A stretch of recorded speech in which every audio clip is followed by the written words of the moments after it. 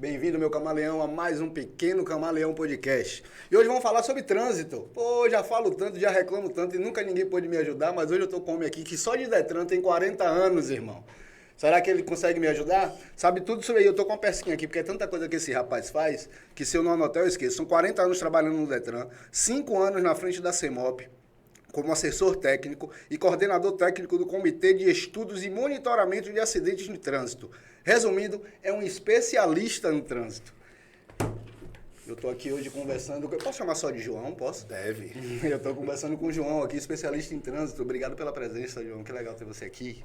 Eu que agradeço, Jarvis. É uma felicidade poder estar participando de um programa que eu já sou fã, já tenho acompanhado. Obrigado. Então é uma alegria muito grande poder estar aqui e partilhar esse bate-papo, como você diz, Isso aí. Bem bacana, sobre o trânsito e os temas que você achar importante. Legal, vamos começar. Me conta um pouquinho a sua história. São 40 anos de Detran e agora na frente da CEMOP há 5 anos. Como foi que isso começou, João? Fala aí pra mim. 40 anos de Detran. Eu cheguei ao Detran, já, por incrível que pareça, aos 15 anos de idade. Né? Naquela época foi aberto umas vagas de estagiário, né? E pleitei essa vaga e consegui. Então comecei aos 15 anos digitando multa, naquele cabeção IBM. Né? Então naquela época eu digitava as multas e foi assim que começou a minha história no Detran. Logo após eu fui serviço prestado, né? E ao completar os 18 anos, antes da Constituição de 88, poderia ser feita a contratação seletista. E aí fui contratado. Depois, com o tempo, houve a mudança para estatutário e aí entrei até hoje. Estou aí nessa caminhada. Sem concurso público. Naquele tempo era sem concurso público, era carteira assinada. Sim. É como se fosse hoje a empresa privada. Né? Você contratava mesmo através da sua carteira assinada e você era servidor naquele momento. Entendi. Deixa eu aproveitar aqui só a oportunidade de estar com uma pessoa que eu acho que consegue me ajudar, ou pelo menos, se não conseguir me ajudar, vai conseguir me dar uma resposta concreta. João, vamos lá. Olhando no fundo dos seus olhos, o que é que a gente vai fazer para melhorar esse trânsito de uma pessoa? Onde as pistas são muito estreitas, João. É por isso que engarrafa. Já perguntei aqui para algumas pessoas e me disseram que na BR não consegue porque isso aí é federal, não é com o governo estadual. Mas e as outras vias, João? Esse é o grande problema já, apesar de Brasil. Né? O que é que tem acontecido hoje? As pessoas entram na concessionária totalmente sem dinheiro, saem para pagar a primeira parcela com 6 meses e saem com o seu carro. Então, diariamente, nós estamos colocando carros e mais carros nas ruas. As nossas ruas, as nossas cidades, elas são muito estreitas, são muito pequenas ainda. O custo para você aumentar isso ele é muito alto. O custo de infraestrutura no Brasil ele é muito alto. Você vai precisar fazer desapropriação de casas, vai ter que abrir novos caminhos. Então, o custo é muito alto fazer pontes para que a gente possa mudar. O grande caminho, já para mudar a mobilidade nesse Brasil se chama o transporte público. Enquanto o governo, aí eu falo federal, estadual, municipal, todos os governos não abrindo seus olhos para um investimento muito forte no transporte público, onde o cidadão, eu e você, queira deixar o nosso carro em casa e sair no ônibus tranquilo, um ônibus com ar-condicionado, no VLT, no BRT, no trânsito livre, com a pista exclusiva só para ele, para que a gente saiba que em 10 minutos eu saio de Mangabeira e estou no centro tranquilamente. Ônibus não cheios, muitos ônibus que nos dê muitas opções. Sim. Então, enquanto a gente não tiver um transporte público realmente sério nesse país, nós vamos sofrer muito com esse tipo de coisa. O que é que se faz hoje? Sim. Qual é uma grande solução que está se encontrando e dá certo em alguns lugares? São os chamados binários. São as mãos únicas. Sim. Então, se você olhar hoje, olhava João Pessoa, Manaíra, quase todas as ruas já estão mão única. Você vai por uma, volta para outra, vai por uma, volta para outra. Isso tem melhorado a fluidez do trânsito, porque você coloca de um lado estacionamento, não atrapalha os veículos que precisam estacionar, e você consegue dar essa pequena fluidez. Entendi. Mas eu volto a te dizer, o grande resultado disso, né, o grande caminho que nós temos são investir no transporte alternativo, fazer esses binários de mão única, e o principal, que realmente é muito difícil pelo custo, são obras estruturantes. Você vê há quanto tempo nós estamos brigando, vamos falar aqui de João Pessoa, na BR, né, na Transamazônica, que ela precisa ser duplicada de Cabedelo para cá, e fazem 3 anos que a gente está em obra e não consegue fazer, porque o custo é muito alto. Isso é o que é legal de conversar com especialistas, João. Eu não tinha essa informação, então vocês já lutam para largar essa BR. É esse local que eu reclamo mesmo, sim. A BR é a chamada triplicação, ela tá pronta no papel. Sim. E ela já vem caminhando. Se você for até Cabedelo, você vê que vários lugares de Cabedelo para cá já estão triplicados, já melhora o trânsito, mas ainda falta muita coisa. Tem muitos viadutos a serem feitos ali, são mais de 4 viadutos para serem feitos. Legal então, conversar essa obra ela já está orçada, está encaminhada. Eu vi há pouco tempo que já houve mais uma liberação de verbas pelo governo federal para mais um processo dela. Trecho, né? Mas o que precisa, vou falar agora no nível federal, é essa visão da importância de liberar cada vez mais isso, com mais urgência, para que a gente consiga dar essa fluidez. Para você ver, uma pista Cabedelo de João Pessoa tem hora que consegue engargalar. Tudo. Né? Tem hora que engarrafa tudo, né? Tudo. E olha que hoje ela já é duplicada dos dois lados, né? Com a divisão, ela é totalmente feita como deveria ser feito. Mas o legal de conversar com o especialista é exatamente isso. Eu já questiono aqui há um tempo, a gente tem uns 2 meses no ar, uns 2 meses e pouco no ar, e eu questiono acho que desde o primeiro programa. Só que você está me dizendo que já existe um projeto disso que eu questiono. Isso. Então, eu acho que é essa informação que o povo precisa, que eu como povo precisa, porque as pessoas costumam dizer assim, o povo não sabe reclamar. Mas quando a gente reclama, ninguém escuta. Entendeu? Então eu estou reclamando, mas agora o especialista está dizendo, não, já tem um projeto, já está em vigor, o negócio é grana que precisa. Agora eu entendo. O projeto ele já está numa solução de continuidade, ele já começou a ser feito. Sim. Ele, pelo que eu soube, deu uma travada financeira, né? Algumas licitações do governo federal deram errado, mas pelo que nós estamos conhecendo, há pouco tempo foi liberado e a obra está voltando, né? E a gente precisa sim, aí sim, quando sentar aqui, deputado federal, aí cobre. Cobre para que ele vá junto ao governo federal e cobre a liberação desse recurso, porque aquela obra é importante, é fundamental. Como também a duplicação de João Pessoa Campina Grande. Sim, concordo. Né? Que já está em projeto também, né? E que logo vai acontecer. E de Campina a Cajazeiras. A gente, povo, se sente representado quando vocês, políticos, enxergam as coisas que a gente vai reclamar antes da gente. Então vocês já enxergaram que precisa duplicar isso aqui. Já sim. Pronto, porque desculpa, pode falar, João. Eu, inclusive, faço aqui, não é porque hoje eu estou na CEMOB, mas se você analisar, você andar em João Pessoa hoje é um canteiro de obras. Sim, né? A CEMOB está o tempo todo sinalizando, mudando rotas, mudando vias, fazendo o que eu lhe falei, que são os binários, muda a rota, muda aqui, para tentar resolver, e não é fácil. Pelo que você começou me perguntando. São ruas estreitas, né? Deixa eu te dar um exemplo aqui. O que é que a gente vai fazer com as pessoas? Para onde ela vai crescer? Onde a gente vai aumentar, né? E o trânsito cada vez mais. Então, o que é que a CEMOB faz? Ela procura vias alternativas. Então, se você olhar hoje ao lado da Deputado Pessoa, dos dois lados, já começam a ter diversas vias asfaltadas para tentar jogar o fluxo para lá, para tirar daquele epitácio. Mas algum momento de gargalo, hoje eu vou lhe dar um exemplo, acho que as pessoas vão identificar, a gente tem um problema seríssimo nos bancários. Porque os bancários, ele traz toda a confluência da Zona Sul, desde o Valentina, e ele consegue morrer ali no Carrefour. É uma das pessoas que precisam entrar para poder ir para o centro da cidade. Né? Então, a gente estava lá hoje numa pequena reunião e eu comecei a observar. Então, começou uma loucura. Eu tive que parar o meu carro do outro lado para passar a pé, né, por causa do trânsito. Mas quando deu 8h40, no relógio, acabou. Né? Então, são momentos de grande fluxo que isso será resolvido com a ponte. Você está sabendo que os bancários estão sendo feita aquela grande ponte da universidade. Você vem pelas 3 ruas do bancário. Sim, eu sei. Né? E aí, numa parceria, prefeitura e governo estadual, né, vai ligar agora ali por dentro das 3 ruas, tem uma ponte que vai sair direto da universidade. Da mesma forma, tem uma ponte que está sendo construída que vai ligar o altiplano ao HU. Né? Então, assim, Java, são caminhos que precisam, o que não pode é parar. Né? Por quê? Porque enquanto nós estamos fazendo tudo isso, continuam vendendo carro. Vendendo carro, vendendo moto. Elétrico, João. Pronto, e agora veio o carro elétrico aí. Elétrico, né? É verdade. Que já é uma realidade. Sugestão de povo que não entendo de infraestrutura, não sou engenheiro, não sou nada, mas vai que o engenheiro escuta isso e fala, realmente. Eu queria sugerir a vocês, por que vocês não enchem essa BR de passarela aí, gente, e tira esses retornos de baixo, já que vocês vão fazer o viaduto, e aumenta a velocidade de 60 para uma BR que só tem 2 pistas.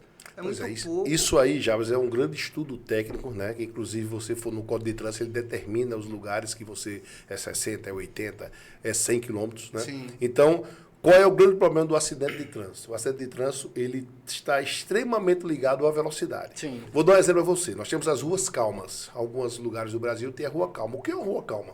É uma rua onde trafega tranquilamente o cidadão, o ciclista, o motociclista e o carro. Sim. Mas sabe por quê? Por quê? Porque a velocidade é 30 quilômetros. Você a 30 quilômetros não vai, eu vou usar um termo bem popular, como você falou que é povo, ofender ninguém. Sim. A 30 quilômetros você não provoca um acidente. Se você bater em alguém numa mesa, vai só afastar a cadeira, não vai ter nenhum problema. Né? Então, agora, se você, num trânsito de grande confluência, baixar para 30, você vai também ter um problema.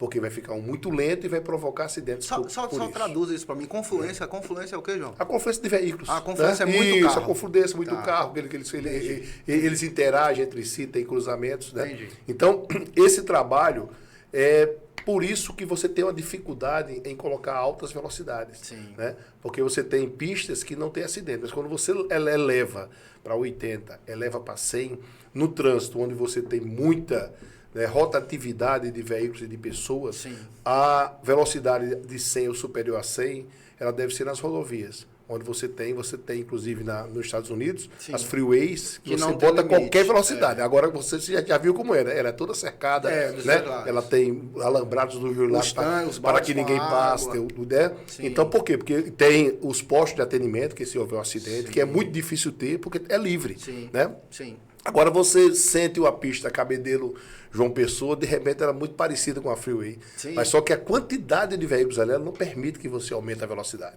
Né? Então eles preferem colocar 60. Você falou numa coisa que é um grande problema a nível de Brasil, Okay. que se chama a educação para o trânsito. Sim. Onde nós temos, se você ficar ao lado, parado, olhando, onde nós temos passarelas, o uso é ínfimo. As pessoas não utilizam, atravessam pela pista. Ainda tem uma educação muito grande a ser ainda semeada. Temos um problema sério, aqui é Brasil, de segurança pública. As pessoas têm medo de passar, por exemplo, à noite, né? E elas terminam se arriscando. Né? O custo para você fazer uma proteção disso é muito grande, porque você teria que colocar alambrados dos dois lados. Realmente. E se gastar dinheiro com isso, não alarga, né? E alambrados grandes. E se gastar com ele, você não consegue alargar. É verdade. Então, agora, assim, trânsito, Jabas, eu gosto muito de conversar sobre trânsito, porque assim, as pessoas precisam entender a dificuldade que nós temos. Sim. E a dificuldade, especialmente hoje, das pessoas saberem conviver no trânsito.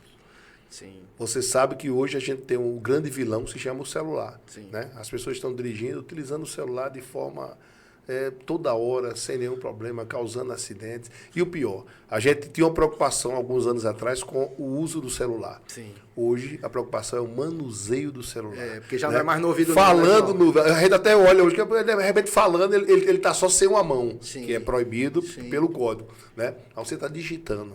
Na hora que você digita, você abaixa a cabeça. Na hora que você abaixa a cabeça, 5 segundos, Jabas, você anda 100 metros. Um campo de futebol. Às cegas. Então, olha o que você pode produzir nesse caminho com pessoas que vão passar a rua, com animais que vão passar a rua, com outros veículos, com motociclistas. Agora, uma coisa que você falou e me chamou a atenção, João, porque eu era bem relutante. Quando falava assim, não, que a gente vai resolver, algumas pessoas já me disseram isso, assim, não, a gente vai resolver o problema do trânsito com o transporte público. E eu era relutante e eu explico. Falo assim, pô, mas o cara trabalha a vida toda, mano, pra comprar o carrinho dele. Na hora que o cara consegue comprar o carro dele, não vai sair porque tem que ir em transporte público, que é engarrafa. Mas eu fiquei pensando, de uns tempos pra cá, eu tenho pensado assim, aqui chegou aquele geladinho, né, o ônibus lá geladinho. Isso. Aí, que querendo ou não, pô, algumas pessoas enxergam como um conforto a mais. Eu enxergo como uma comodidade necessária, perfeito, cara. Necessária para quem tá na rua todo dia, pra cima e pra baixo. Aí você me traz assim, não, já, mas aí a gente tem metrô, a gente pode investir no metrô, no VLT. No BRT. Eu não sei se isso é utópico, tá? Eu acho que é um futuro um pouco distante. Mas eu acho que se a gente conseguir atingir esse futuro, aí eu passo a concordar com deixar meu carro na garagem. Perfeito. Entende? Perfeito. Porque você vai ter o pensamento coletivo. Você hoje, com esse pensamento, você pensa em você. Sim. Realmente. Para todos nós é cômodo. Sim. Eu pegar meu carrinho, sair da garagem, eu sozinho, indo para lá, você coloca, Jabas, 40 carros na rua no lugar de um ônibus. Sim. Que são 40 pessoas sentadas. Sim. Óbvio que a turma vá até em pé. Mas são 40 pessoas que você tira, né? Pelo menos 20 veículos a menos. Pelo menos 20 veículos a menos. Entendo. Né? Não, porque entendo. cada... E mais, né? E vamos lá. E você sai de uma casa, não é só você, né? Sim. Sai você no carro, sua esposa no outro, sim, às vezes sua filha no outro, né? Então hoje, como nós estamos conseguindo, graças a Deus, comprar o veículo parcelado, então hoje você não consegue mais vender o apartamento que tem uma vaga de garagem. É verdade. Todo mundo agora cobra. Será que tem 2 vagas de garagem? É verdade. Porque todo mundo tem 2 carros. Isso expandiu meu pensamento, João. Porque de verdade, meu pensamento era esse. Era tipo assim, pô, mas eu trabalhei a vida toda, mano. Comprei um carrinho e agora eu vou pegar um ônibus cheio. Mas aí se você pensa por outro lado, mas o que é que... E aí me leva a um outro assunto que eu quero lhe falar. O que é que às vezes me incomoda nos governos? Primeiro, a atitude do cidadão para depois a adequação do governo. Isso me incomoda. Sim. E eu explico. Se a gente vai chegar nesse futuro que a gente vai ter VLT, que a gente vai... para que os carros fiquem na garagem, eu acho que antes do governante cobrar que o povo deixe seu carro na garagem, ele tem que começar a meter... A gente fala Salvador, meter mão. Começar a meter mão para que o povo veja que ele já está fazendo uma coisa que vai melhorar lá na frente. Aí o povo abre mão do carro. Não, é igual a radar. Lembra de radar, quando instalaram o radar? Eu não sei como foi aqui, mas em Salvador a Semineto foi pra televisão e falou, ó, esses primeiros 30 dias vai ser só educacional. Isso, que é sempre 30 dias. É todo lugar, né? A regra Pronto, é certo. Educação para depois. Isso, porque não dá pra você começar a me cobrar de uma coisa que você inventou de uma hora pra outra. Não pode partir de mim, povo. Tem que partir de você, Estado. Perfeito. Você começa a fazer, eu me adequo. Não eu faço e você se adequa. E isso, você acabou de colocar uma coisa que eu critico a nível de governo geral, Sim. federal. O governo comunica muito mal. O governo, você acabou de dizer, o projeto está funcionando, está lá, está pronto para ser executado. E eu não sabia. Já está sendo executado, mas o governo vende muito mal. E eu tô aqui em rede nacional todos os dias criticando que não tem uma coisa então, que já de repente, você tem medidas, nós temos hoje, foi aprovado o Plano Diretor de João Pessoa, que já promove muitas mudanças, né? Nós temos o Plano de Mobilidade, que é o Plamob, também muitas mudanças. Se você tiver a oportunidade de ir na CEMOB, você tem lá grandes projetos das ciclovias, que é a interligação de todas as ciclovias, mas a gente vende mal esse peixe. Né? Então o cidadão ele vai continuar cobrando uma coisa que de repente já está sendo debatida, já está sendo construída e ele poderia apenas somar. Alguém precisa avisar o povo, exatamente. Né? Então a gente precisa comunicar melhor. E eu estou falando aqui, não é uma crítica direcionada, é os governos como um todo. E eu entendo até que você não direcione a crítica, mas como eu não tenho nada a ver com política, eu posso direcionar. Eu estou em João Pessoa, eu tenho que cobrar o governador daqui. Perfeito. Eu cobrei muito o senhor aqui, viu, governador, a respeito disso. Agora, eu estou sabendo que vocês já estavam trabalhando, já existe o projeto, que já existe uma parte que começou. Poderia lhe pedir desculpa. Não vou, governador. Por quê? Porque vocês estão errando em informar. Se você tivesse informado, se você tivesse uma galera que divulgasse o trampo de vocês, eu não estava aqui cobrando, eu estava elogiando, governador. Então pega o toque aí. Não sinta nem como uma crítica, né? É construtiva, é construtiva. Você já está fazendo parabéns, mas informa o povo, porque a gente, povo na rua, governador, a gente não sabe, não. A gente nem entende termo técnico, não, João. Você está aqui para me dizer termo técnico, eu não vou entender nada, não. Semana passada, eu estava conversando com o Osmar, eu vi entrevista, foi semana retrasada, eu acho, de uns secretários daqui. Ô, governador, desculpa, eu não entendi, foi nada que o cara falou. Ele falou um monte de termo técnico, eu não entendo, eu não sou técnico, eu sou povo. Tem que falar a língua do povo. Então agora, porque João está sentado aqui na minha frente dizendo que o projeto já existe, que já tem dinheiro, que parou porque deu, desculpa a expressão, deu merda na licitação, é assim que a gente entende, viu, João? Que deu merda na licitação, mas que vai resolver, que já começou e que vai terminar. Não sabe quando, mas vai terminar. O negócio já está andando, pronto, está resolvido. Então eu não tenho mais questionamento a respeito do trânsito não, porque o João tirou minha dúvida. Entendeu? É isso aí, mas tem que ser desse jeito. Na verdade, ela está corretíssimo. Acho que eu tenho dito muito isso, tá? Eu acho que a comunicação ela precisa ser mais clara, né? A gente tem que parar com essa história de termos técnicos. O povo tem que entender a sua linguagem aqui, eu fico encantado. Que é essa linguagem. Exato. O pessoal precisa entender dessa forma, da melhor maneira possível. Para tudo, né? João, tudo que vier do Estado pra gente, se explicar, é porque o que eu costumo dizer assim, ó, vai ter gente que concorda, vai ter gente que discorda, faz parte do jogo, tá tudo certo. Tá tudo certo. O que não pode é ninguém, nenhuma pessoa, nem que concorde, nem que discorde, não entender. Isso não pode. Não pode. Perfeito. Isso não pode, porque você enfraquece o debate, você, entendeu? Por conta de comunicação. Perfeito. Eu quero falar sobre, você tá à frente, na CEMOB, porque você tá à frente do negócio de acidente de trânsito, né? Isso, do Comitê de Estudos e Monitoramento de Trânsito, o CEMAT. Sim. Isso foi uma decisão muito feliz, né, do Superintendente Expedito, ano passado. Sim. O CEMAT completou agora, ano retrasado, 22, né? Nós completamos em outubro o primeiro ano do CEMAT. Sim. O que é o CEMAT? O CEMAT ele é um órgão que reúne todos os demais órgãos que mexem com o trânsito em João Pessoa.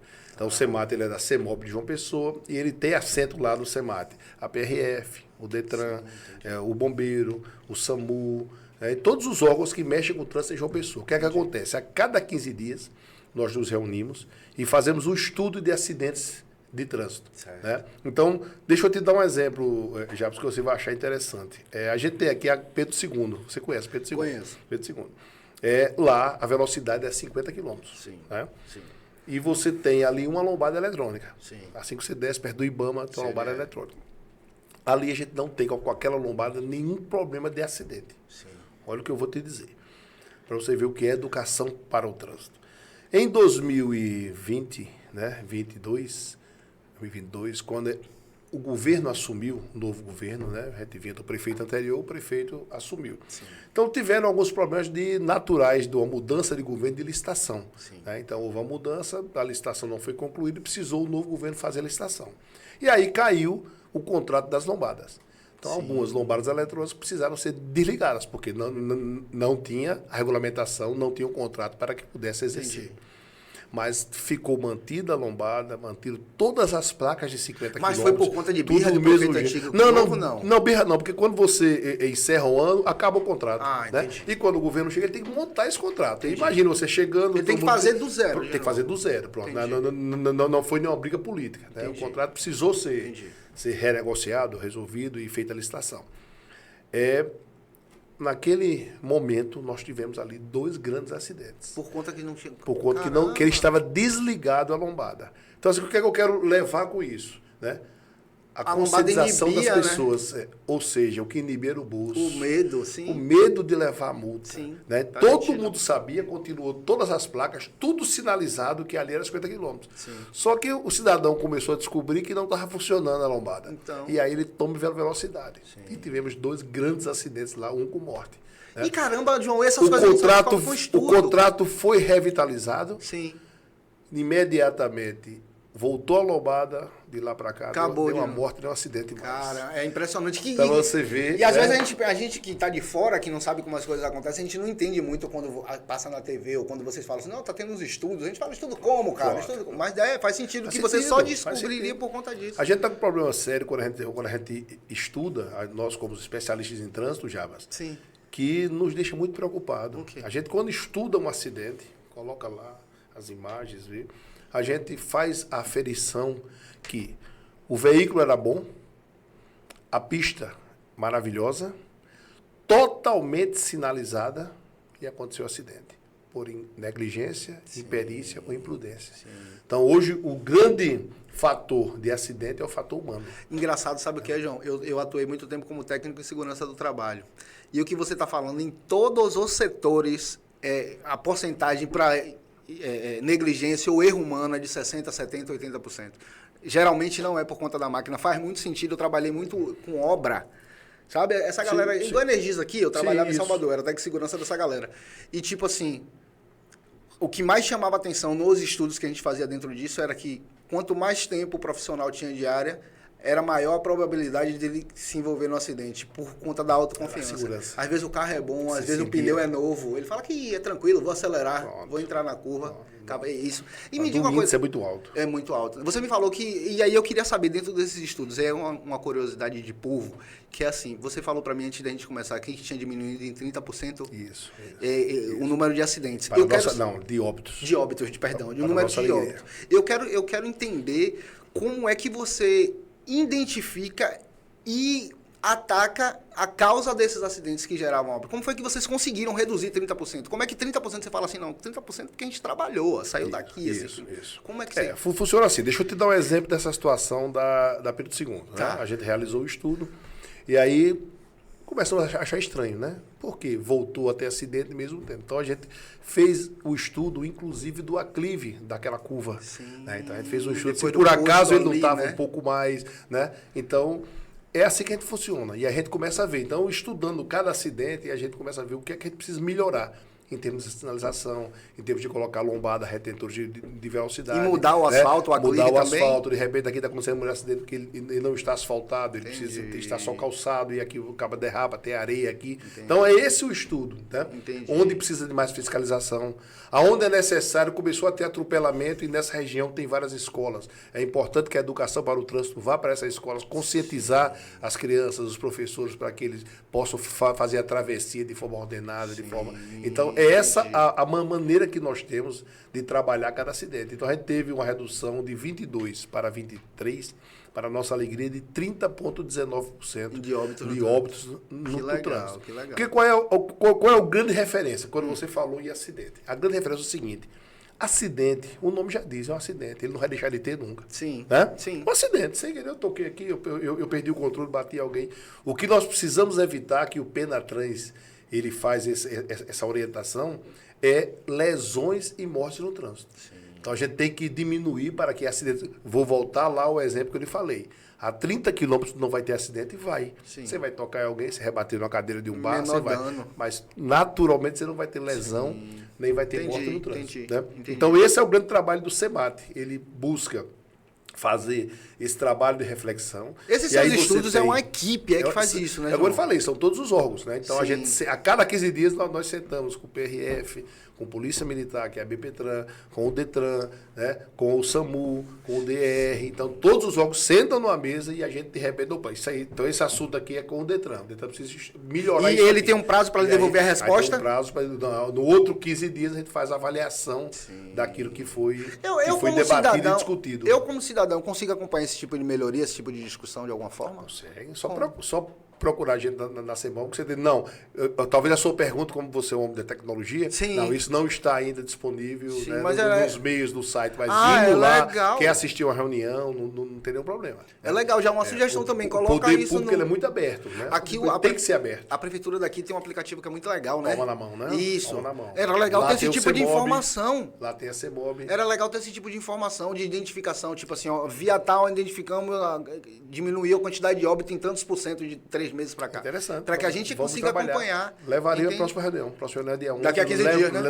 É dia 11, que já houve, né? Ah, tá. Viu? Entendi, Levaria entendi. essa sugestão. Acho, Não, acho que é legal. interessante, sim. Acho que é o que eu falei no início. Comunicar é tudo. Sim. Comunicar. Até para que a gente consiga enxergar vocês como parceiros, João. Perfeito. Entendeu? Porque assim, ó, por muito tempo a gente enxergou o político como um ser superior, porque ele se comportava assim. Então a gente não tinha escolha. Não era porque a gente queria, não. A gente não tinha escolha.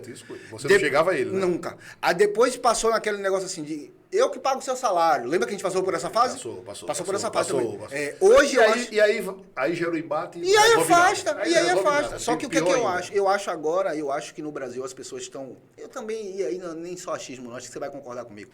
Depois das últimas 2 eleições presidenciais, as pessoas se dividiram, o país se dividiu, e as pessoas tiveram a obrigação de estudar um pouco mais de política. Para entender. É verdade. Isso, Não é, verdade, perfeito. Assim, ó... A sua visão está perfeita. O que é que eu entendo? Sei lá, 60%, 80% dessa parcela não foi estudar, e aí, tipo, são pessoas que só repetem o que Ficam o político ali só, fala, exatamente, e algumas só pessoas chamam de batendo idiotas úteis porque não fala nada com nada. Claro.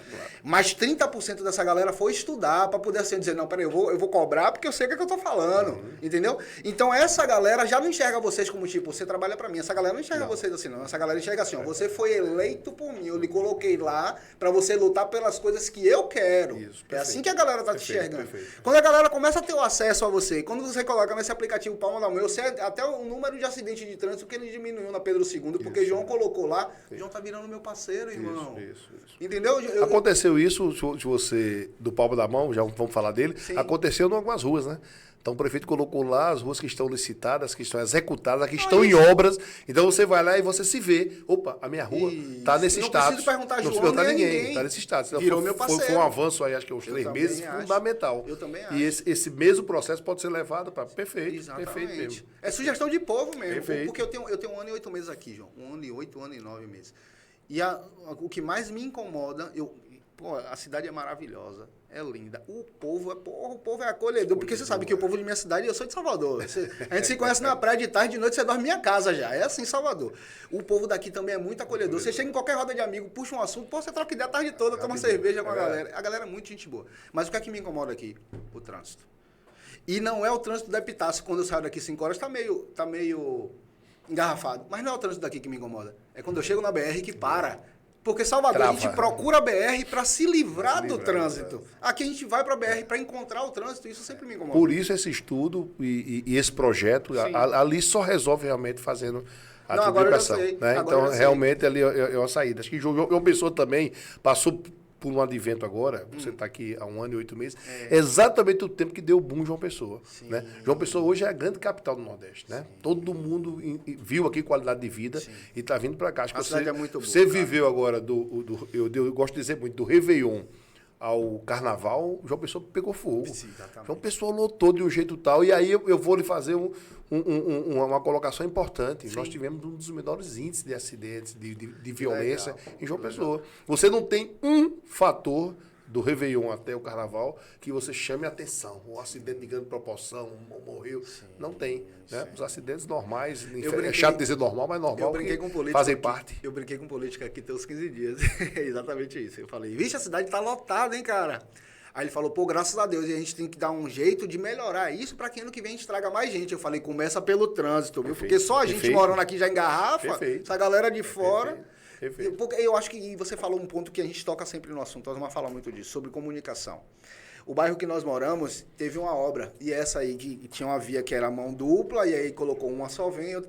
Pra gente que morava lá, de imediato foi horrível. Por quê? Eu vou te dizer, eu desci para comprar pão, a padaria não é próxima da minha casa, eu tenho que ir de carro, mas é tipo 2 minutos da minha casa. Agora são 10. Porque tem... No primeiro dia eu fiquei chateado, porque ninguém me avisou, eu peguei a contramão. Sim. Eu peguei a contramão e uma moça que veio, parou o carro dela do lado do meu e falou, moço, agora mudou. Eu falei, vixe, aí dei a ré e fui. Depois que alguém veio aqui e explicou pra gente, não foi, Osmar? Quando ele explicou qual o motivo, qual a motivação e quais os resultados que já foram alcançados mesmo nesse começo, eu falei, parabéns, mano, show de bola, viu? Hoje eu já tô acostumado, João. É informação. E esse é um dos grandes problemas, Jarbas, das pessoas que a gente fala na educação, não só de trânsito como um todo, é que você... João Pessoa, eu sempre chamei de uma cidade provinciana. Sim. Era uma cidade bacana ainda, sim, que você andava pela rua, tranquilidade. João Pessoa, graças a Deus, como disse a pessoa que estava aqui, cresceu. Sim. Cresceu e vai crescer muito mais. Sim. João Pessoa está no momento que ela vai realmente estourar quando chegar os resorts ali do centro de convenções, quando chegar o parque aquático. Então, vai dar um boom, sim, nessa cidade maravilhosa. Eu tenho um testemunho, um acompanhamento que a CEMOB, né, ela tem trabalhado diuturnamente. Se você for olhar, fora as obras de calçamento que o prefeito tem feito, serão mais de 1.500 ruas calçadas, né? A CEMOB está todo dia mudando a rua, mudando outra, sinalizando a rua, colocando sinal, todos os dias de uma pessoa, tentando resolver, né, minimizar os problemas, porque o que vem pela frente é muito grande. Agora você me lembrou outra coisa. Aí, quem é que coloca as decorações de Natal nas árvores aqui na Epitácio? A CEMOB? Não, acho que a CEINF, aquilo ali é um contrato, né? É um contrato. É feita uma licitação, é terceirizada, é feita uma licitação, aí ganha uma empresa com o projeto, como é que ela... Esse ano foi lindo, João Pessoa. Então, ela apresentou aquele projeto... Mas para a prefeitura? Para a prefeitura. Para a prefeitura, é isso que quem eu quero... contrata é a prefeitura. Então, não, a prefeitura. Como é o nome do prefeito daqui? Cícero Lucena. Cícero Lucena, senhor Cícero Lucena, ficou muito bonita a cidade, parabéns. Porém, essa galera que o senhor fechou a licitação estava fazendo o serviço de colocar as coisas nas árvores 6 horas da tarde aqui na Epitácio. Já não tem pista para a gente andar. Aí o cara para o caminhão para colocar. E esse serviço precisa ser feito na madrugada, prefeito. Vamos lá, me ajude. Verdade. É na madrugada. É de meia-noite às 5. Não faz nenhum sentido. Aqui na Epitácio são 3 pistas ou 4 aqui? São 3. São 3 pistas. 3 de cada lado. Exato. E aqui o fluxo de carro é muito grande o dia todo, durante todo o dia, não é, João? Aí às 6 da tarde, que a gente sabe que já vai engarrafar... O pico é enorme, né? Tem um caminhão colocando lâmpada numa árvore? Não, tá errado, hein, prefeito? Vamos dar uma olhada nisso aí. Na próxima licitação, o trabalho precisa ser de meia-noite às 5. Eu sou o cara que bate o palma, eu sou o cara que eu cobro também, meu prefeito. Um abraço pro senhor. Eu quero falar com você, João, eu quero entrar em um outro assunto, que você me trouxe uns assuntos legais aqui. Obrigado, você tirou a dúvida do trânsito, viu? Eu já não tenho mais essa dúvida. As próximas pessoas se sentarem aqui, eu já vou fazer a crítica e já vou dar a resposta aqui, ó. Estão fazendo, porque eu sou um cara muito justo. Só que eu quero falar de uma outra coisa. Eu vou chegar lá na associação, né? Você tem sua ONG, né? Lá, o Instituto Vem Cuidar de Mim. O Instituto Vem Cuidar de Mim, mas eu quero que você me conte a história para chegar no Instituto. Sua filha teve câncer com 4 anos.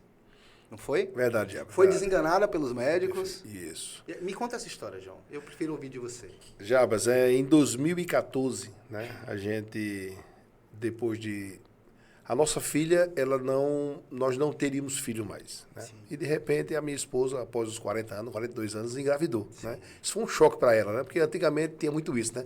Acima de 40 é perigoso, não sei o quê. E ela chorou muito, eu lembro bem. Mas veio a nossa mamá, Maria Luísa, né? E veio como um anjo, né? Ela foi uma mudança na nossa vida muito grande, muito forte. E Maria Luísa, para a gente resumir um pouquinho, foi uma criança muito acolhida, muito amada. E aos 4 anos de idade, ela apresentou um pequeno ardor ao urinar, né? E minha esposa, muito ciosa, olhou aquilo e fez, filho, era bom te levar na doutora Piedade, que é a médica dela, para ver o que é. Acho que ela está com infecção urinária, como sempre, retenda. E aí ela foi dar plantão, minha esposa é fisioterapeuta, ela foi dar plantão e eu levei minha filha. E ao ser examinada a doutora Piedade, ela começou a palpar demoradamente. Mas para mim não teve nenhuma, porque o doutor Piedade era muito cioso, é aquela que faz aquela médica que faz aquele exame. Chegou lá, verdade, ela né? Pega do fio do cabelo a unha do pé, né? Sim. E aí, só que ela demorou muito fazendo aquilo e fez, João, eu queria o ultrassom. Agora eu queria de urgência. Para mim também, continuei sem problema nenhum. Digo, a infecção urinária para coisa. Sim. Quando eu chego em casa, eu falo para minha esposa, ó, ela quer ultrassom. Aí minha esposa, como ela é de saúde, tinha um plantão no outro dia, ela já ligou para um amigo e trocou o plantão. Para mim, tudo em ordem.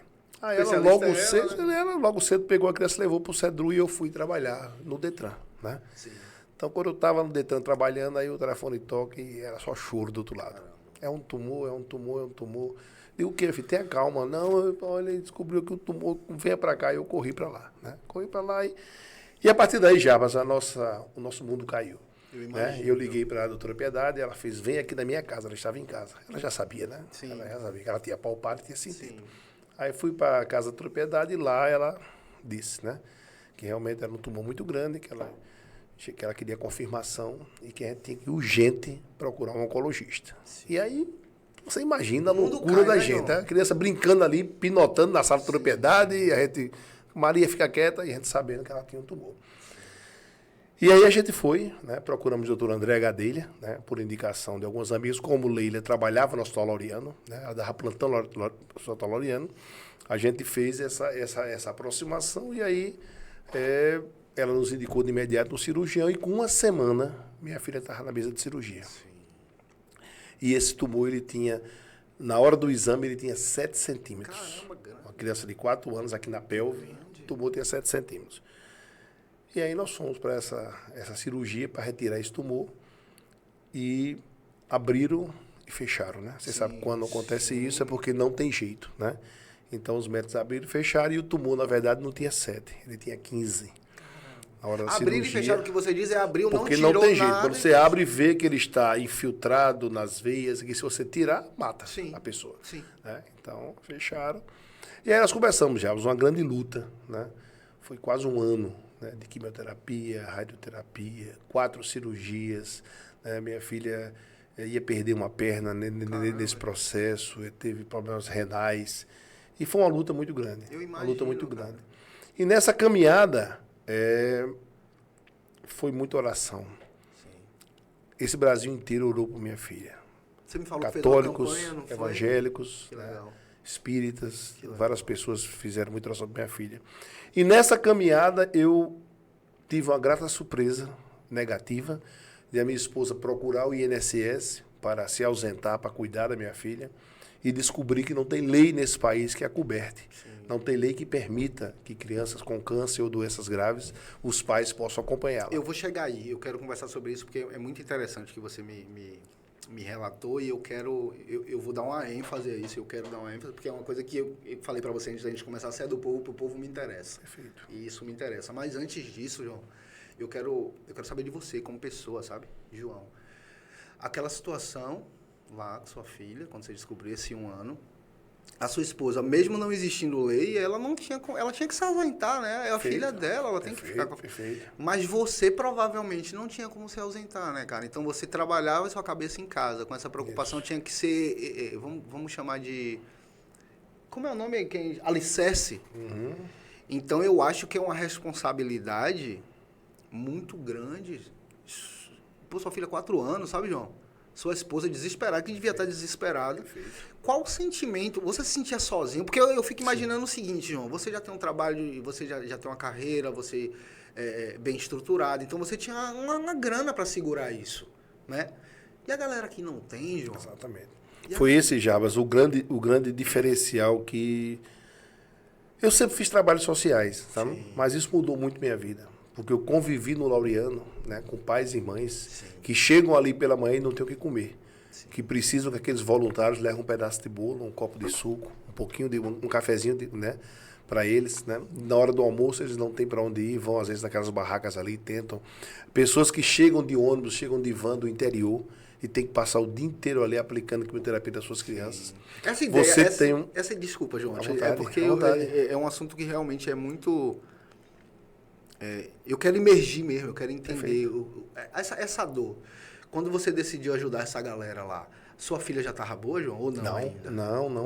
Minha filha só saiu desse tratamento em dezembro. Nós começamos isso em fevereiro. Um ano, né? João. Foi um ano lá dentro. E foi quando eu comecei a conviver com aquelas pessoas dentro do Hospital Laureano, e você vê. Primeiro que é interessante que a criança com câncer, ela fica toda ela igual. Carequinha, amarelinha, né? Aquela mesma. Né? Então você começa a se identificar com aquelas Todas pessoas. Todas ali eram suas filhas, Todas né, eram João? minhas filhas. Entendo. Eu tive uma que eu me apeguei muito, Jabas, e foi uma das maiores dores da minha vida. Foi porque eu me apeguei e ela morreu, né? Sim. 95% das crianças geralmente morrem, né? Sim. O câncer infantil ele é muito forte. Sim. E aí eu fui ao velório. E eu vi minha filha no caixão. Como se fizesse Mesma coisa. Imagino. Eu chorei desesperado, tanto pela menina, que eu me apeguei muito com a mãe dela, como pela aquela imagem de você ver, né?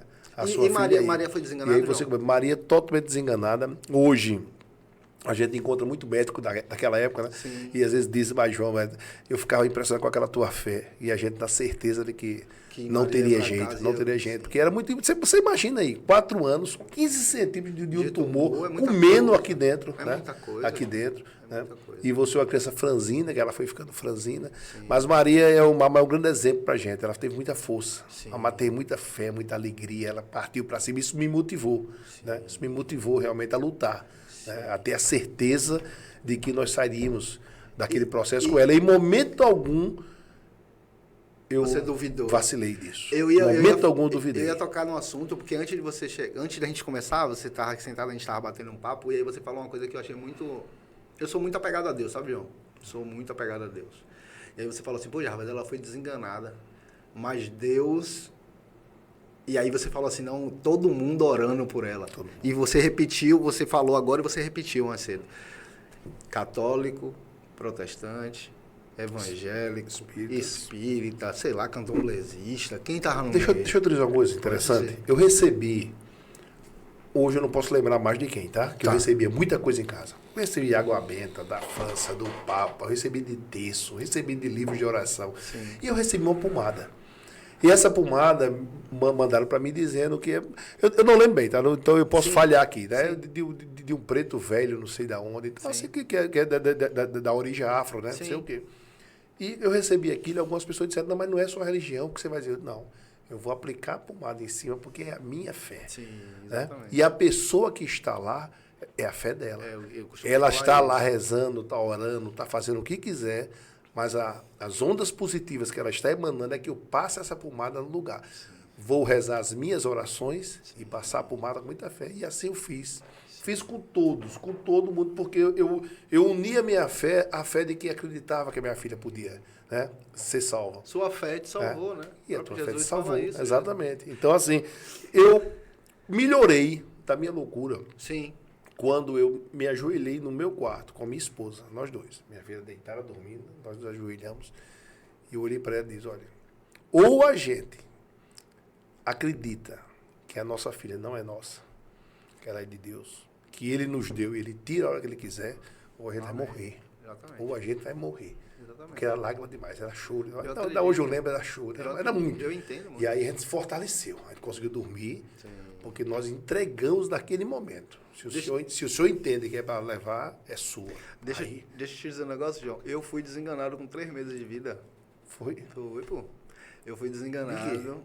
Eu tive pneumonia muito novinho. Aí eu emagreci, perdi muito peso, muita dificuldade de respirar. Aí um belo dia, minha mãe não gosta muito de falar disso não, sabe? Mas minha avó que me contou, que o médico desenganou, falou assim, ó, a gente não tem mais nada para fazer. Se a senhora quiser levar ele para casa para que aconteça lá, que seja com a senhora, pode levar. E aí disse que quando o médico saiu da sala, minha mãe me carregou, botou assim para cima e me entregou, sabe? A Jesus, ele falou assim, ó, é do Senhor. Foi o Senhor que me deu. Se o Senhor quiser levar... Agora, tem uma coisa, que minha mãe é desaforada, viu? Minha mãe é aquela cristã que... Ela falou, mas tem uma coisa. Se não levar, se ficar aqui, quem vai cuidar é o Senhor também, viu? E acredite, toda a minha vida, eu não tenho a menor dúvida. Tipo assim, eu consigo lhe mostrar o dedo de Deus nas coisas. Naquele momento foi eu consigo, hoje, eu consigo lhe mostrar o dedo de Deus nas coisas.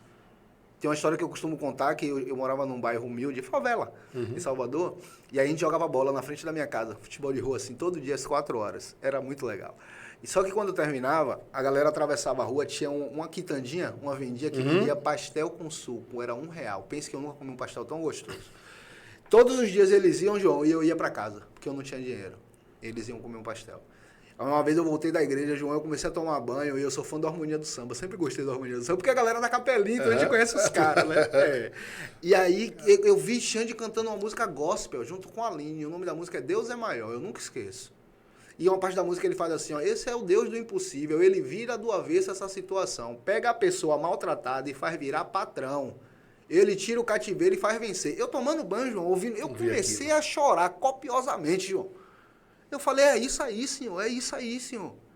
Por que todo mundo pode, eu não posso? Eu sou um cara, justo, eu sou um cara correto e... João, deu uns... Sem mentira nenhuma, uns 3, 4 meses eu tinha dinheiro pra comprar a venda do cara, João. Trabalhando.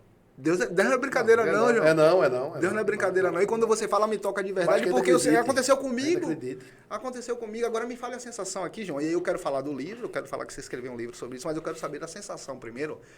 Sua e a visão que você teve de sua esposa lá. Quando você recebeu a notícia que não tem mais tumor. Como foi, mano? Nós tínhamos em outubro, como é que aconteceu, né? Após aquilo que eu falei, que a cirurgia, que não tinha jeito, a gente entrou com um protocolo de fazer a quimioterapia, né? Então, qual era a ideia? Tentar reduzir um pouco esse tumor para tentar retirar. Né? Então, esse era o problema. Então, começando. A quimioterapia, minha filha, logo no começo, ela quase que não aguenta, teve que ir para UTI, foi pesado. Mas, inclusive, o doutor André determinou que a gente, na UTI, aplicasse quimioterapia. Ela chamou a gente e fez, vai ter que colocar. Não tem outro caminho. Entendi. E a gente sempre entregando, né, a graça dela para resolver. E aí a gente foi fazendo. Quando deu um belo dia, ela decidiu tentar a cirurgia novamente. E aí nós procuramos a equipe médica, o doutor André, um capitaniano, tive com o médico que iria fazer a cirurgia. E realmente, assim, ele foi muito ético, muito correto para me dizer toda a verdade, né? Sim. Que a situação era muito difícil, que, né, podia complicar e que um dos fatores que podia acontecer é minha filha ter que ter amputação de uma perna, porque ao tirar o tumor ia necrosar. Naquele momento ele não conseguiria irrigar o sangue, começar a necrosar e a solução era cortar para não perder. Então, tudo isso aí a gente sabia. Essa cirurgia, a previsão era demorar 8 horas, né? Mas cirurgia. E aí nós fomos, né, com muita fé para esse momento. Fomos para a sala de cirurgia. Não tinha nenhuma dúvida, João. Na sua cabeça não tinha nenhuma dúvida. E aí, como sempre, em todas as cirurgias e todos os exames, eu entrei com minha filha nos braços, né, até ela ser anestesiada. Abençoei a mão de cada médico e de cada pessoa que estava. Fiz isso todos os momentos. Tá? Abençoei todos eles. E aí fui para o lado de fora. Né? Como a gente tinha um certo grau de amizade e também, depois que você vai falar da campanha Vem Cuidar de Mim, houve uma repercussão em João Pessoa. Né? Então, a própria Unimed estava colocando nota oficial, tá? Não sei o quê. Então, nos trataram um pouco melhor assim, e eu fiquei dentro da sala de cirurgia. Me deixaram ficar no sofá, porta aqui, e eu no sofá, assim, sentado, esperando e rezando. Né? A minha esposa lá de fora, com um grupo de pessoas e um padre rezando. E aí, o médico entraram, eu fiquei esperando. Jabas, com menos de 3 horas, o principal médico, que era o vascular, que era o cara que ia ter que ligar os vasos com esse problema, esse médico sai. Preocupado. E olha para mim e diz, acabou. Caramba. Aí eu caí do plano. Imagina. Aí ele olhou para mim e fez, pai, acabou, o tumor saiu. Foi mesmo. Saiu completamente. A gente está aqui discutindo se a gente vai deixar ela 24 horas na UTI. Porque alguns médicos acham que não precisa. Caramba. Eu acho que precisa. É mais seguro a gente deixar. Mas a gente vai entrar e eu estou discutindo. Mas acabou, pai. Sua filha está salva. Caramba, João. Imagina o alívio no momento, hein, E aí eu levanto, aí vou encontrar minha esposa. A loucura, a gente cai de joelho, abraçado. Deus é bom, né, João? Então, assim, eu acreditei todo o tempo. Deus é bom. Cara. Mas a gente é fraco. Sim. A gente é fraco. Sim. Entendeu? Sim. A nossa fé é do tamanho de um grano de mostarda. Está na Bíblia. Né? Então, assim, por mais que eu acreditei, né, mas receber essa notícia, essa confirmação, foi realmente assim, jogar aquela água, acabou. Né? Então, a partir daí tudo muda, né, João? A partir daí tudo muda. A partir daí tudo muda. Minha filha passa por mim, né, que ela sai já acordadinha, né, porque eles esperam um tempinho lá e já sai acordadinha, beijei a cabeça, aquela carequinha dela, beijei, e aí foi pra UTI, 24 horas, saiu da UTI. Né? Tá aí até hoje. E aí aí começa outro processo, né? Que aí teve que entrar na radioterapia, né? Porque quando eles tiram, eles bombardeiam ao redor por mais 4 meses, né? Porque pode ficar alguma célula de cancerígena ainda, né? Então conseguiram tirar, mas aí aquele ambiente ali ele faz todo um trabalho. Então foi mais 4 meses. Ela fez 40 sessões de radioterapia. Caramba. Agora você imagina que a radioterapia é a única sessão que ninguém pode entrar, porque queima, né? Queima. Então ninguém pode entrar. E como ela ficar sozinha? 4 aninhos. Aí tinha que ser na anestesia. Então ela foi anestesiada 40 vezes. Caramba, então isso afetou muito. Hoje ela saiu, a médica dela saiu para você ver o que são depois os resultados de uma quimioterapia e radioterapia. Minha filha saiu de lá, segundo a médica, que fez os exames posteriores com os 2 ovários. Hoje sumiu. Caramba. Queimou e secou.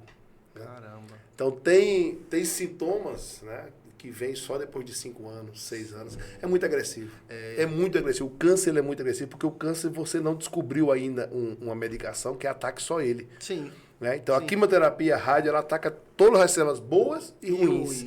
Né? Por isso que a pessoa sem imunidade às vezes morre no tratamento. Sim. Né? Porque não aguenta. Por isso que o índice, infelizmente, ainda é alto. O livro você escreveu quando, João? Interessante, né? Eu acho não. Eu tenho certeza que Deus foi dando. Sim. Durante o tempo que eu ficava sozinho na UTI, durante o tempo, já as minhas noites eram terríveis. Quando minha esposa ficava no hospital com ela, eu ficava sozinho em casa. Então você em casa, só pensando, só sabendo daquela situação. Então eu comecei a escrever. Sim. Então eu comecei a fazer, vamos dizer, um diário. Sim. Né? Sim. Muita gente faz. Então eu começava a escrever o que aconteceu naquele dia. E isso no celular, no bloco de notas. Sim. E eu vai escrevendo. Daqui a pouco, outro dia. Tanto é que eu tinha tanto material que quando eu terminei, né, quando acabou tudo, passou tudo, eu digo, eu vou lançar um livro para que outras pessoas possam entender o que é a caminhada do câncer. Sim. E que as pessoas possam também entender que elas podem. Sim.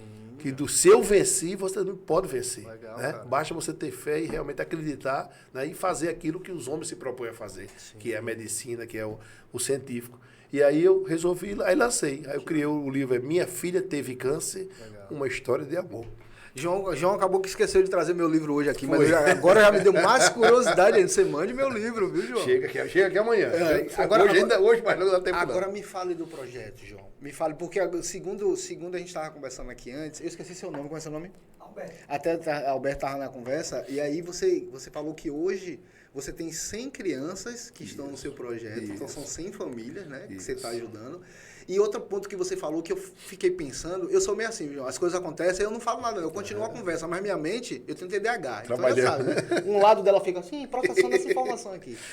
Eu achei muito maneiro, e aí você fez assim, pô, Jarbas, e aí você falou agora de novo, se eu passei, as pessoas também podem passar. E aí a gente falou do lance da grana, de você, graças a Deus, você é um cara abençoado e você tinha uma grana para segurar a onda de sua filha. Quantas famílias não têm? Verdade, né? Verdade. E aí me fala desse projeto. É muito bonito o que eu entendi até agora, mas eu quero entender muito mais dele. Aí foi o seguinte, eu tenho um trabalho social já há muito tempo que a gente faz na comunidade do Timbó. Há mais de 20 anos eu venho trabalhar através da igreja.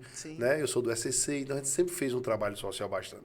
E aí quando eu levantei essa bandeira do Vem Cuidar de Mim, né? Que eu criei esse termo, era a criança pedindo, vem cuidar de mim. Né? Então a gente quando levanta essa bandeira, aí vamos dizer, eu não gosto de falar em promessa, eu não fiz uma promessa, eu entendi que eu tinha que dar a Jesus alguma coisa em troca, né? E que ele tinha me usado de alguma forma, né? Porque se ele me deu aquela expectativa de perder minha filha e depois ele me deu a vitória, né? Eu tenho certeza que dessa caminhada de 100 mil assinaturas, de debater o câncer, então eu me propus alguma coisa, né? Entendi. E aí eu tomei a decisão de institucionalizar, de criar um instituto. Já ajudava a galera, mas não tinha local. Já ajudava, mas né? eu não tinha um local. E aí eu comecei a trabalhar esse local, né, no bairro dos Bancários, que é onde eu tenho essa essa presença mais forte social há muitos anos, né? E aí, mais uma vez, a graça de Deus, eu uma hora passando pela comunidade do Timbó, né? Eu sempre vou lá, eu encontrei uma casa que estava abandonada. É uma casa que foi um PSF e que a prefeitura tinha abandonado para fazer esse PSF em outro local. Saúde, né? Posto de saúde, postinho de saúde, né? Sim. E aí essa casa era da igreja católica, né? E aí eu procurei o padre, aí eu lembrei que ele brincou comigo. E você quer isso aqui? Estava destruído, totalmente destruído. Eu digo, eu quero, padre. Eu quero, Deus vai dar graça, eu vou levantar aqui o instituto. E aí começamos o trabalho com, né, amigos, construtores, saíram pedindo, e conseguimos fazer uma grande reforma, ajeitar, né? Uma grande reforma porque estava muito destruído, né? Sim. Aí começou a ajeitar, pintar, trocar o telhado, fazer a sala de aula. E aí a gente começou o estudo. Qual foi a minha ideia? As crianças não podem ficar soltas nas ruas em áreas de vulnerabilidade, porque elas ficam à mercê do marginal. É natural, né? Se ela está ali, ela vai ser usada de alguma forma. Então, qual era a ideia? Ela estuda no expediente e no contraturno escolar eu acolho essa criança com algum tipo de atividade. E aí eu comecei com o PROERD, que é o Programa da Polícia de Erradicar Drogas, né? Então, eles têm umas aulas, é um trabalho muito bonito. E a gente começou esse trabalho com o PROERD. E aí depois ele foi expandindo para algumas universidades, até que nós chegamos ao Juizado Especial Criminal de João Pessoa, que é o GECRIM, né, que ele tem aquelas verbas que as pessoas, em vez de ser presas, pagam a multa. Pronto. Então, ele investiu na gente num conservatório completo de música. Né? Com essa verba? Com essa verba. Massa. Então, ele comprou todos os instrumentos. Então, hoje eu tenho do piano, teclado, guitarra, bateria, percussão, flauta, uma banda marcial completa. Então, o que você imaginar de instrumento, a gente tem lá. Que massa. E o GECRIM, que é o Juizado Especial, ele paga os professores. Que né? massa. Então, ele me dá os instrumentos e paga 4 professores. Bacana. E aí nós começamos esse trabalho. Então, hoje a gente tem todas as atividades musicais. A gente tem o Taekwondo. Então, toda segunda e quarta, o pessoal faz um trabalho maravilhoso de Taekwondo, que é Pequeno Camaleão, não é Pequeno Carcará. É um projeto social também, que eles têm irmandade com a gente e faz. E tem o atletismo, junto à universidade, com a Paraíba Running. A gente faz um trabalho de atletismo com as crianças. Aí temos agora uma parceria com a universidade, a Unip. A Unip faz um trabalho de psicologia muito bacana lá. Estamos fechando agora com o CCS da Universidade da UFPB, que é o Centro de Ciências de Saúde, que também todos os cursos utilizarão o Instituto como extensão. Né? Que bacana. Então a gente tem buscado esse trabalho. Esse trabalho hoje, ele completa em 2025 10 anos. Né? São 10 anos que nós estamos edificados lá fazendo esse trabalho. E a gente consegue trabalhar. Então, hoje, Jarbas, eu vejo que Deus tinha um propósito na minha vida. Né? Deus Agora, tinha me tira uma dúvida. Essas crianças que estão praticando essas atividades lá, também ela tem acompanhamento dos estudos, educacional também? Como também. A gente, o que a gente está fazendo foi, inclusive, a partir desse ano, a gente colocou essa regra básica. A gente fazia o trabalho, mas a gente, acompanhar estudo a gente não tem com relação a reforço escolar. Né? Até porque hoje as escolas elas inibem muito isso. Né? Mas a gente cobra. Por exemplo, agora, tanto o Taekwondo como o atletismo, eles estão cobrando se eles não tiverem nota boa, legal, né? A gente começa a fazer alguns cortes. A gente tem evitado muito fazer, a menos quando a gente vê o aluno totalmente relapso. Né? Mas em regra, porque o objetivo não é tirar. Né? O objetivo é disciplinar. Não, exatamente. Né? O objetivo é que a gente utilize esse instrumento para que essas pessoas possam. Né, agora, além dessas atividades que eles praticam lá, esse acompanhamento, também tem uma cesta básica para fazer? Isso. Aí o que é que acontece? A gente tem todas as terças-feiras, a gente distribui para 200 famílias o sopão e a faixa de 2.000 pães. Caramba, isso é uma parceria com a paróquia Santo Antônio de Deus, né? Que é a terça-feira, dia de Santo Antônio e dia do pão. Então a gente tem a faixa de 2.000 pães e cesta básica para todas as famílias. A gente tem o sopão para todas as famílias. A gente tem o trabalho de cesta básica. Então, mensalmente também a gente tem a cesta básica para... E a gente tem o trabalho de distribuição de alimentos. Então, a gente hoje tem uma parceria com o PA, a gente tem uma parceria com o Banco Mesa Brasil. Então, a gente semanalmente recebe... PA é o Programa de Alimentos. Programa de Alimentos, de abastecimento e alimentos. Entendi. Então, a gente recebe, por exemplo, recebe inhame, recebe macaxeira, recebe girimum, recebe frutas, né? Melancia, banana. Então a gente recebe tudo isso e semanalmente, quando chega, a gente faz a entrega a toda a família. E funciona dentro da comunidade? Dentro da comunidade. Nós temos uma casa dentro da comunidade, edificada ao lado da creche da comunidade. Que legal, cara. E a gente tem feito esse trabalho. Fora isso, a gente muito forte atua em todas as datas celebrativas. Né? Então a gente faz a Páscoa, faz Dia dos Pais, Dia das Mães, Dia das Crianças. Traz no a final do comunidade, né, ano, João? a gente tem uma coisa bacana. Há exatamente o mesmo tempo. Foi agora 9 anos. Sim. A gente tem o chamado Natal Vem Cuidar de Mim. Nesse Natal, a gente vai para a Praça da Paz dos Bancários, né? E a gente faz um jantar que chamamos de Jantar da Misericórdia. A gente serve uma ceia natalina para 2.000 pessoas carentes, né? Que legal. Então é uma coisa maravilhosa para esse Papai ano eu Noel. quero ir, viu, vai. João? Vamos fazer uma Quer não, lá. vai. Vou sim, então, muito legal. há 9 anos. Depois eu vou te mandar algumas imagens, alguns vídeos Mande. bacanas para você conhecer melhor. Então a gente faz o Natal Vem Cuidar de Mim. Então a gente tem cantores vão tocar. A gente saiu agora, a gente tem o bloco Vem Cuidar de Mim. Então a gente monta um palco ali na Rosa Lima, nos Bancários, né? E as crianças vão para lá. Esse ano foi o axé do Yuri, né? Yuri Carvalho, um cara fantástico, cantando axé. Então a gente faz. João, você consegue perceber, porque assim, se você funciona dentro da comunidade, pô, são muitos pontos positivos, parabéns. Assim, você está atendendo as crianças da comunidade. Direta ou indiretamente, você pode estar livrando pelo menos 50% dessas crianças de ir por um caminho errado. Não tenho dúvida disso. Né? Só que mais do que isso, o que é que eu enxergo? Como você dá a cesta básica? Como você... Não é dar, né? Como você disponibiliza a cesta básica para a galera. Tem isso de alimentos, tem um sopão na terça. E ainda tem esses eventos. Você não ajuda só a criança, né, João? Perfeito. Você ajuda a família, mano. Perfeito. Você consegue perceber, João, nesse tempo que você tá lá... Eu sei que você não vai lá, não dá para você estar lá o tempo todo, você tem várias outras coisas para fazer, né? Temos voluntários lá. Isso, né? mas você consegue perceber a gratidão das famílias, João? Tipo assim, cara, é uma mudança de cenário que você está levando para dentro da comunidade. Porque é uma galera que a gente precisa ser honesto, é uma galera que não tem acesso a pequenas coisas, cara.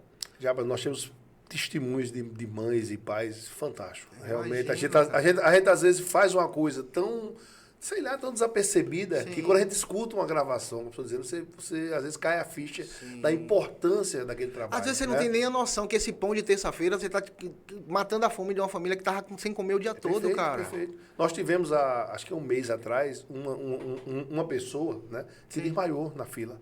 De fome, E aí João. ela disse que não tinha comido nada o dia todo. Isso, né? cara, olha a gente conseguiu isso. ir numa cesta básica, demos a cesta básica a ela e a alimentação. Você tem Sabe, Jabs, a gente entrega essa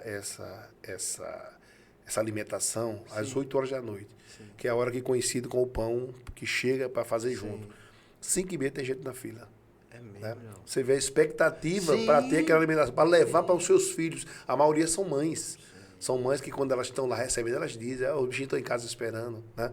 Então, assim, são pequenos gestos, que com Deus é muito. Né? Sim, com certeza. São pequenos gestos que você consegue construir um futuro melhor para essas pessoas. Sim, exatamente. Né? Elas possam almejar João, que elas podem. Eu penso o seguinte, eu sou... Como, assim, ó, você já está ajudando diretamente a criança, né? E quando eu digo você, eu estou falando da instituição, tá? Você está ajudando diretamente a criança, indiretamente os pais dessa criança, então você está ajudando a família toda. Só que eu parto de um princípio, na minha cabeça, tá, João? Eu não sou o dono da verdade, eu posso estar errado. Algumas pessoas, e aí eu falo porque eu morei em comunidade por bastante tempo, algumas pessoas que estão ali no tráfico não queriam estar ali. Perfeito. Algumas pessoas não queriam. Alguns queriam. Eu concordo com você. Alguns queriam. Mas tem um percentual que está porque não tem outra alternativa. Exato. Concordo com você. Eu já ouvi isso de gente do tráfico. Concordo com você. Eu vou fazer o quê? Eu vou morrer de fome? Desse jeito. Eu não sei se você consegue mensurar isso. Eu, como estou vendo de fora, eu consigo ver, talvez eu consiga ver a parada mais ampla. Você tem noção que esse tipo de abordagem que que a instituição está fazendo lá, você pode ajudar, inclusive, essa galera que não quer estar nesse caminho errado? Sim. E trazer essa galera... Talvez assim, hoje você tem Taekwondo, hoje você tem outras atividades, mas daqui a pouco isso pode agregar com algum outro instituto que tragam... E isso pode mudar a cara da comunidade, João? Perfeito. Você consegue observar? Eu não sei se você tem esse pensamento de crescer isso para outras comunidades depois, mas para mim seria sensacional. Perfeito. A nossa dificuldade hoje, rapaz, a minha cabeça vive a mil, né? O Alberto anda comigo, ele sabe. Eu também tenho... O grande limitador hoje do crescimento ainda é a situação financeira. Né? Para você manter um instituto desse, você tem um custeio. Só o custeio já é terrível. Sim. É água, é luz, né? É limpeza, é alguém para ficar lá o tempo todo. Então, só esse custeio para você manter isso aí é pesado. Então, até para a gente crescer, então ideias nós temos muitas. Né? Nós queremos crescer e vamos crescer. Sim. E vamos crescer. Né? Mas a única dificuldade é essa, entendeu? Para que a gente o possa financeiro. é o financeiro, para a gente possa manter isso aí. Né? Os governos, eles fazem, você faz algum convênio, mas Eu ia te perguntar agora. é muito pontual. Sim. É muito pontual. Você faz um projeto, aí ele paga aquele projeto. Né? Agora, o atletismo, a gente conseguiu um projeto de um da SEDEST, daí aí compramos equipamentos, compramos mais de 10 mil reais de equipamentos para eles poderem realmente terem o atletismo com dardo, com bola, com chuteira, né? Com a sapatilha, com todo o material que eles precisam. A gente comprou tudo. Né? Mas é muito alto o custo. Para você ter o taekwondo, tem que ter o tatame, caríssimo. Que é caro, né? A gente precisa, para cada criança, o kimono. Que é caro também. Né? Conseguimos no atletismo, conseguimos a farda. Então, hoje todos têm farda. Então a gente vai galgando, né? Devagarzinho, mas graças a Deus todo mundo que trabalha com a gente, os professores, eles entendem isso. Né? Então eles não exigem. Sugestão de povo, João, sugestão de povo, coisa que você não pode falar, mas eu como povo posso. Não tem uma galera da igreja que ajuda, que está se disponibilizando para ajudar, e eu não vou falar da igreja católica que liberou esse espaço para vocês, a galera protestante, todo mundo. A Bíblia fala que a única religião que Jesus Cristo deixou na terra é cuidar dos órfãos e das viúvas. A única. Isso. A única. Não existe outra religião na Bíblia. Então por que não disponibiliza? Deixa eu dizer, podem ficar com dízimo, mas disponibiliza parte da oferta. Entendeu? Cuidar de órfãos e da viúva, tá fazendo a vontade de Jesus, pô. Disponibiliza parte da oferta, e aí é por porcentagem, para todo mundo saber quanto sai para ir para lá mesmo, porque precisa ter transparência também, porque senão a gente, como povo, acha que tá tendo desvio. Ó, deixa eu dizer um negócio para vocês, a gente, povo, a gente é leigo, tá? Se sai 1 milhão daqui, não chega 1 milhão do outro lado, a gente não tá pensando em imposto, não. Quem tem que me explicar é você. A gente tá pensando que alguém tirou dinheiro daí. Perfeito. É assim que a gente pensa. Então, disponibiliza parte da oferta da igreja, pô. Vai ajudar essa galera aí. Desse jeito, você tá ajudando a Deus. Segundo a Bíblia. Não acredita no que eu tô falando, não. Lê a Bíblia, tá escrito lá. João, eu quero voltar rapidão aqui, só para fazer uma pergunta bem pontual que ficou na minha cabeça, que é do trânsito, e depois eu quero falar uma outra coisa aqui. Primeiro é o seguinte, a gente falou em educação do trânsito lá atrás, lembra? E aí você falou de um estudo que perto das escolas, lembra que você falou? Isso. Existe, João, não sei se existe essa pauta na prefeitura, acho que é municipal, seria a prefeitura. Não tem educação de trânsito na escola a partir do 2º grau para essa galera, não? Rapaz, você deu uma facada no meu baço. Sim. Isso aí para mim é uma luta. Em 97 foi criado o novo Código de Trânsito Brasileiro. Sim. E lá, no seu artigo 76, ele já determinava a implantação da educação para o trânsito no ensino fundamental. É porque é injusto querer que o cara aprenda tudo na autoescola, pô. Aí vai uma crítica minha ao governo federal. Sim. Tá? Uma crítica minha. Até hoje ninguém teve coragem de implantar. Alegaram que isso não estava na grade curricular do Ministério da Educação, precisaria uma nova lei para fazer essa mudança. E isso vem se debatendo em 97, 2007, 2017, quase 30 anos. Né? E a gente debatendo isso, e ainda não tivemos essa coragem. Não tem outro caminho. Ou nós educamos o motorista do futuro, porque a gente, Jabs, eu e você, a gente escuta uma palestra, a gente sensibiliza. Mas você mudar os seus hábitos é muito difícil. Muito difícil. Você pode até diminuir, mas você vai continuar, de repente, fazendo, porque a nossa consciência está formada já. Eu concordo. Agora, se a gente não trabalhar no ensino fundamental, uma criança de 8 a 14 anos, Sim. que é as crianças do meu instituto, 8 a 14 anos, adolescente, é onde eu consigo mudar a crença. Sim. É onde eu consigo estabelecer crença. É onde eu consigo implantar uma nova consciência. Mas a gente não teve essa coragem. Eu vou falar a gente a nível, né? A nível nacional, a gente não teve ainda essa coragem e determinação de colocar em todas as escolas públicas e privadas, obrigatoriamente. Inclusive, o que você falou da autoescola, a legislação já previa isso. Se você fizer educação para o trânsito continuada até o ensino médio, está dispensada a aula teórica. Sim, faz você sentido não total. Teórica, porque você já vem instruído para o trânsito. E olha, João, quanto de multa não diminuiria se eu educasse essa galera desde nova? O grande resultado para um órgão de trânsito, o grande resultado para ele é o dia que ele não tiver multa mais. Esse é o grande resultado. Amém. Aí ele atingiu a excelência e a qualidade no que ele faz. Então, a hora que a gente conseguir implantar a educação para o trânsito, conseguir mudar consciências, conseguir implantar verdadeiramente um novo modo de entender e conhecer o trânsito. Sim. As pessoas não podem mais sair daqui, eu e você acabamos de discutir aqui, eu pego o carro ali e já saio com tudo que eu estava aqui, eu jogo na direção e vou embora. Exatamente. Então, hoje a gente tem um entendimento, né, do perigo que é o trânsito. Realmente aquele ditado velho popular, o não entrega uma arma. O veículo é uma arma. É uma arma. Porque ele é muito grande para a gente. Né? Você dominar aquilo é muito grande. Sim. Mas e se a gente não tiver o devido ensinamento de como tem que ser feito... orientação, não adianta. João, é orientação. Precisamos de um novo ensino psicológico. Né? Aquele psicotécnico que hoje se aplica, o exame médico, para mim está vencido. Sim. Porque você não traz ali aquilo que consegue aferir o que é em você, o momento. Sim. Né? Se você, vou dar um exemplo que Deus me livre, se você na sua infância entrou numa escola, atirou num bocado de gente, né? Passou 3 anos e está livre, você vê, isso não é aferido na hora de você tirar sua carteira. Sim, entendi, né? entendi. Na hora de tirar seu CNH, você vai ver aquele momento, faz o psicotécnico, show de bola, tranquilo. fez os pauzinhos, que é muito importante, porque tem um motivo para aquilo, né? Tecnicamente, mas você não foi averiguado o seu prontuário, a sua história. Aí você vai entrega a sua carteira. E existe a individualidade de pessoa para pessoa. Não faz então precisamos melhorar muito esse exame médico, muito exame de saúde, muito. Ele ainda deixa muito a desejar. Mas você tem esperança que isso mude Tenho, porque em um prazo curto? Hoje eu faço parte da Câmara Temática da Educação para o Trânsito, CONTRAN, que é o Conselho Nacional de Trânsito. Nós nos reunimos periodicamente em Brasília para debater isso. E existe muito debate nisso. Existe. A nossa dificuldade, lamentavelmente, é transformar isso em lei e fazer com que isso seja... Né? Então, ideias tem muita, tem muito. Então, eu tenho a esperança, né? Que com essa rotatividade muda secretário nacional, tudo que a gente, em um momento a gente consiga fazer a mudança. O importante é que a gente continue tentando. Né? A gente não pode se acomodar. A gente precisa continuar tentando para que a gente tenha realmente um trânsito logo mais a melhora humano, só vem com muito trabalho, seguro. não tem jeito. Só vem com muito trabalho. Não tem jeito, né? não tem... Aí eu quero continuar falando de lei. Aí eu deixei para aí específico, quis tirar minha dúvida do trânsito para que eu entre nesse assunto e entenda. Cara, nessa dificuldade que você passou com Maria... E aí eu falei, né? Você me disse antes, eu falei aqui no ar, que a sua esposa ela precisou se ausentar, né? Sim. Trocou plantão até uma hora que não dava mais para trocar, porque a doença é 24 horas, então ela precisava estar com a criança.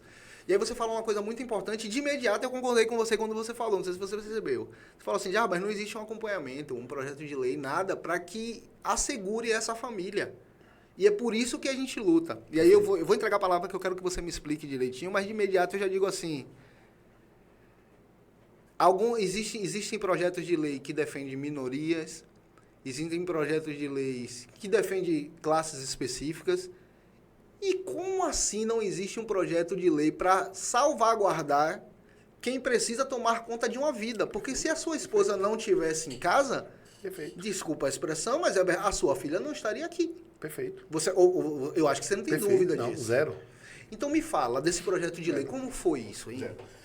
Aconteceu da seguinte forma, eu estava no hospital com a minha filha, né? E a minha esposa, naturalmente, foi até o INSS, fez, filho, eu vou dar entrada numa licença que acho que a gente tem direito para acompanhar, né? Aí ele levou todos os laudos, levou toda a documentação completa. E daqui a pouco ela volta, muito triste. Inclusive, eu lembro bem que ela, na época ela falou assim, filho, ele inclusive me tratou assim, riu de mim, o atendente, né? Sim. Disse assim, mãe, vá para casa, não existe lei que ampare não. Eu nem entrar, porque eu até pedi que ela desse entrada para que eu pudesse ir para a justiça. Assim, nem entrada eu posso dar. Eu não tenho aqui no sistema nenhum código que permita que eu dê entrada para tentar, porque aqui já barra completamente. E ela voltou. E foi nessa hora que eu me revoltei muito. E aí... nessas minhas tantas anotações, eu comecei a digitar no Facebook. Sim. E eu ali fiz um grito muito forte, dizer um absurdo. E aí eu botei para fora tudo que eu sentia naquele momento, né? Contra o país. Né? Você está revoltado, a dor ali de ver sua filha e você precisar que a sua esposa possa acompanhar, né, uma criança naquela situação e não tinha. E aí foi quando, naquele momento, incrível como Deus operou na minha vida sempre. Naquele momento eu já criei esse nome, né? Eu comecei aqui, então vamos criar uma campanha, vem cuidar de mim. Os nossos filhos precisam da gente. Aí eu coloquei, tá gravado lá até hoje, acho que está no livro também essa frase. Sim. E aí nós começamos essa campanha, que foi a campanha Vem Cuidar de Mim para aqui. pudéssemos ter uma lei onde pais, mães de cuidadores ou cuidadores de crianças com câncer ou outras doenças graves, né, pudessem se ausentar recebendo o seu salário através do INSS. Você pediu um projeto, o projeto era o quê? Um ano? Era projeto de lei, um ano. Né, para que durante um ano, né, os pais e a mãe pudessem acompanhar ou cuidadores. Sim. E aí começamos uma grande campanha, chegamos a quase 100 mil assinaturas, né, aqui dentro da cidade de João Pessoa. E eu consegui, na época, entregar esse abaixo-assinado na época, o então presidente Eduardo Cunha, que era o presidente da Câmara, para que ele acompanhasse isso junto ao Congresso. Sim. E assim o fiz. A gente apresentou. Inclusive, hoje está lá pensado, o João Eduardo Moraes de Mello e outros 100 mil, né, pessoas solicitando isso. Esse projeto ele foi reformulado, né, e hoje ele já está aprovado pelo Senado. Né? Então, o Senado aprovou esse projeto e ele se encontra adormecendo, né, na Comissão Administrativa da Câmara Municipal. Desculpa, da Câmara Federal. Eu estive lá com a deputada Flávia, que é a relatora. Sim. E ela colocou para mim muito claramente, isso aqui a gente tem que dizer, que o parecer dela é favorável.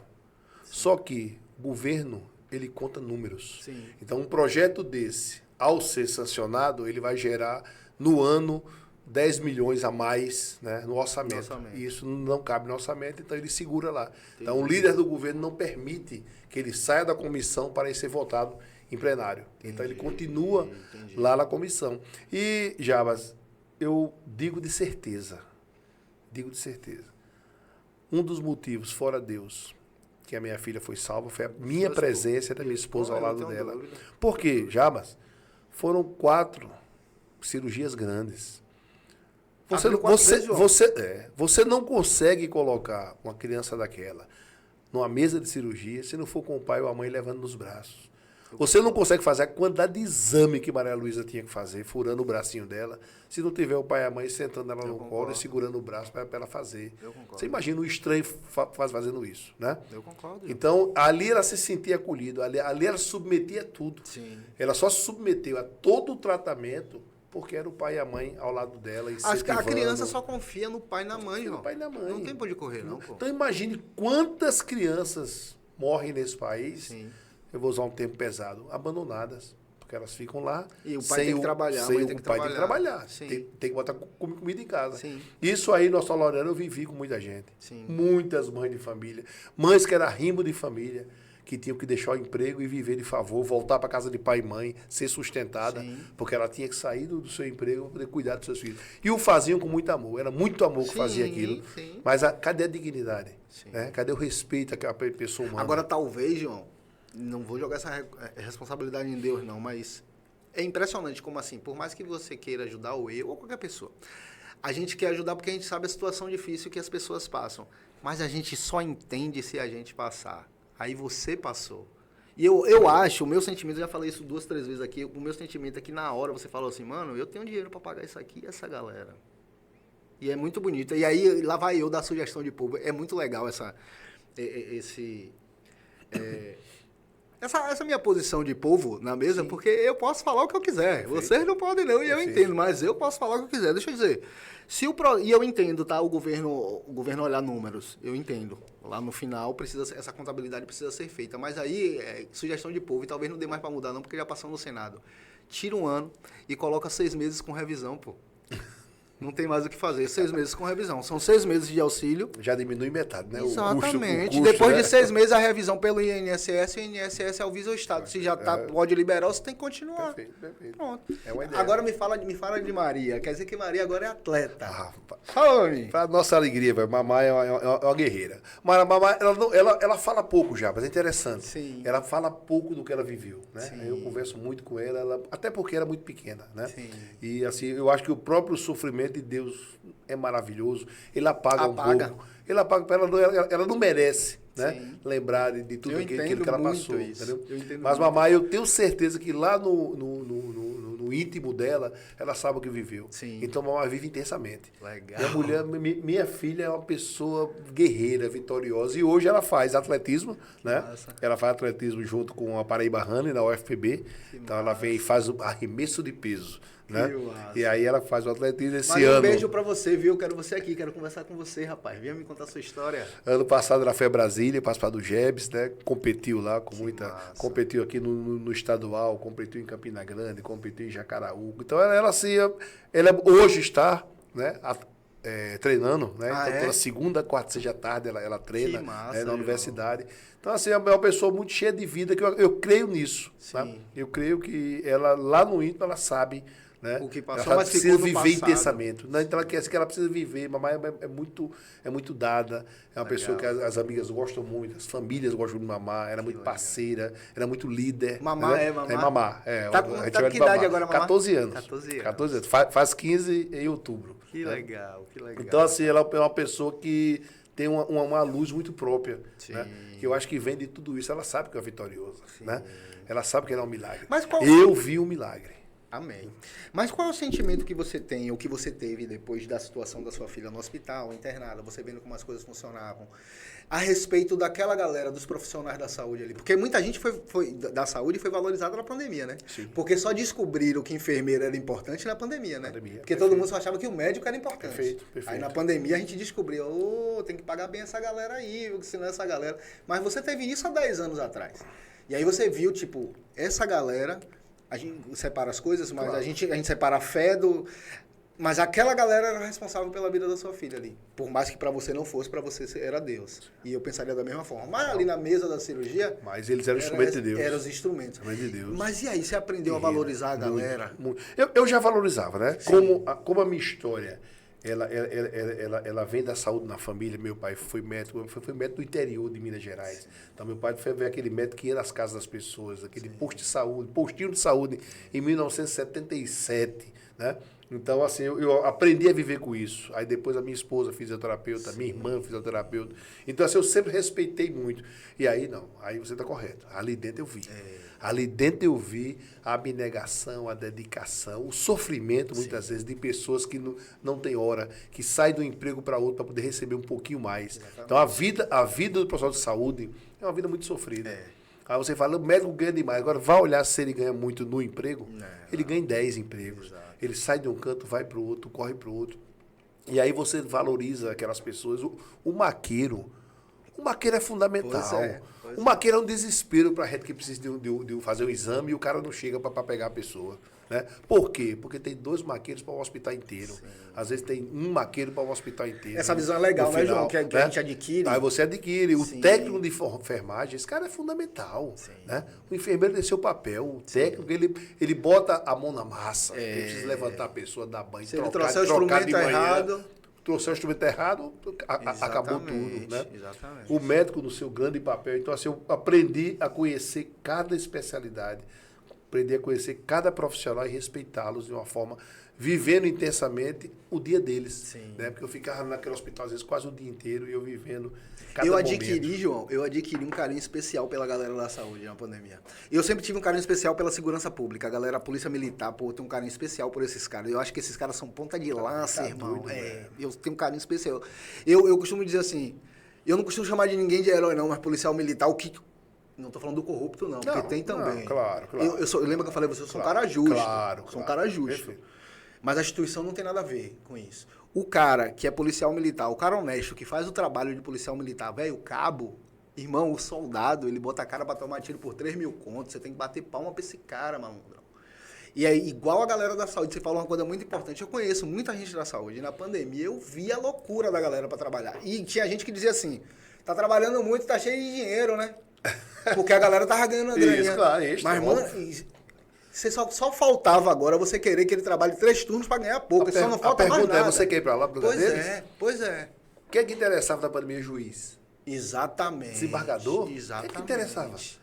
Agora médico, Técnico de enfermeiro, enfermagem, que estava técnico, todo irmão. ali vestido para carregar aquele Eu corpo, adquiri um né? carinho especial por essa galera. Da saúde eu tenho um olhar especial. Eu penso hoje assim, eu falo isso desde a pandemia.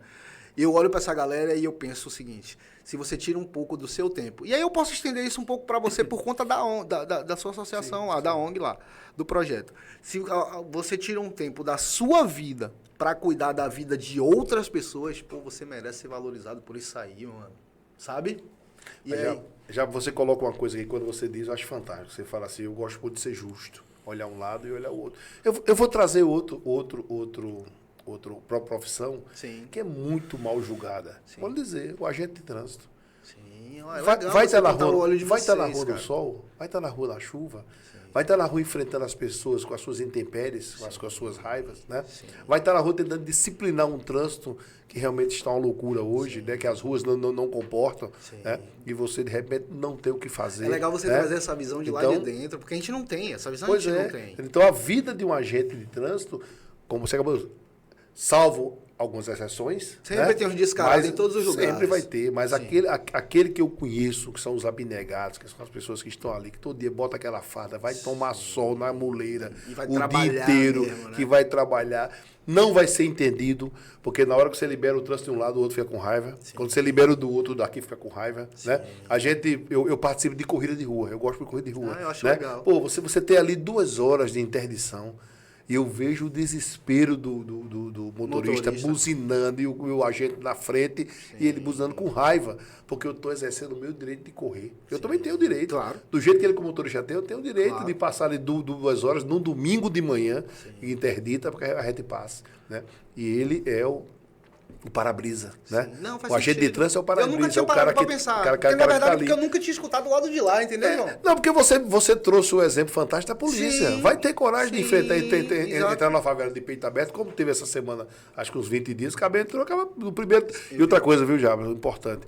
O tiro do ladrão é sempre certeiro. Exatamente. Né? O da polícia que pega nos outros. Eu nunca vi isso. Pega nos outros. Nunca vi isso. Não, eu costumo dizer o seguinte, o cara treina de segunda a sexta. O cara treina de segunda a sexta e só ele erra tiro dentro da favela. É verdade. O treinamento é uma bosta.